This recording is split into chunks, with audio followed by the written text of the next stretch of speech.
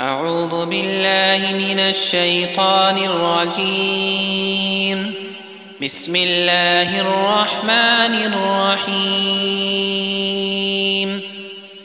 الرحمن علم القرآن، خلق الإنسان علمه البيان. الشمس والقمر بحسبان، والنجم والشجر يسجدان. والسماء رفعها ووضع الميزان، ألا تطغوا في الميزان، وأقيموا الوزن بالقسط ولا تخسروا الميزان. والأرض وضعها للأنام، فيها فاكهة والنخل ذات الأكمام، والحب ذو العصف والريحان. فبأي آلاء ربكما تكذبان؟ خلق الإنسان من صلصال كالفخار، وخلق الجان من مارج من نار.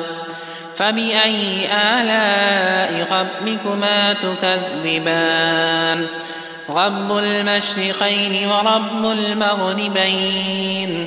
فبأي آلاء ربكما تكذبان؟ مرج البحرين يلتقيان، بينهما برزخ لا يبغيان. فبأي آلاء ربكما تكذبان؟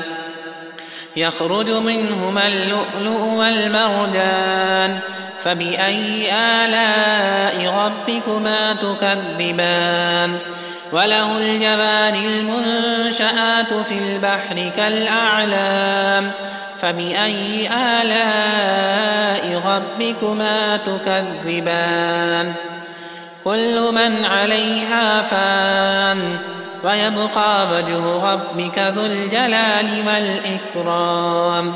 فبأي آلاء ربكما تكذبان؟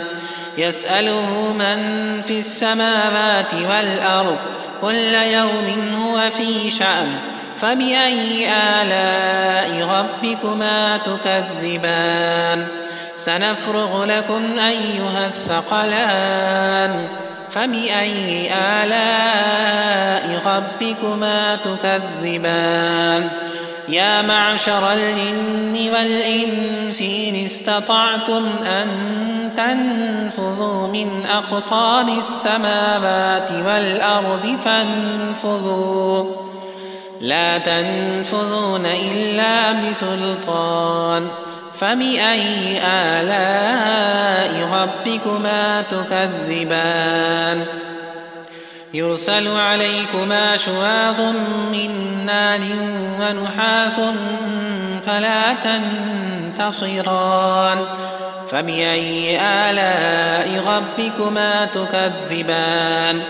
فإذا انشقت السماء فكانت وردة كالدهان. فبأي آلاء ربكما تكذبان؟ فيومئذ لا يسأل عن ذنبه إنس ولا جان. فبأي آلاء ربكما تكذبان؟ يعرف المجرمون بسيماهم فيؤخذ بالنواصي والأقدام. فبأي آلاء ربكما تكذبان؟ هذه جهنم التي يكذب بها المجرمون، يطوفون بينها وبين حميم آن. فبأي آلاء ربكما تكذبان؟ ولمن خاف مقام ربه جنتان. فبأي آلاء ربكما تكذبان؟ ذواتا أفنان. فبأي آلاء ربكما تكذبان؟ فيهما عينان تجريان فبأي آلاء ربكما تكذبان فيهما من كل فاكهة زوجان فبأي آلاء ربكما تكذبان متكئين على فرش بطائنها من استبرق وجنى الجنتين دان فبأي آلاء ربكما تكذبان فيهن قاصرات الطرف لم يطمثهن إنس قبلهم ولا جان فبأي آلاء ربكما تكذبان كأنهن الياقوت والمرجان فبأي آلاء ربكما تكذبان هل جزاء الإحسان إلا الإحسان فبأي آلاء ربكما تكذبان ومن دونهما جنتان فبأي آلاء ربكما تكذبان مدهامتان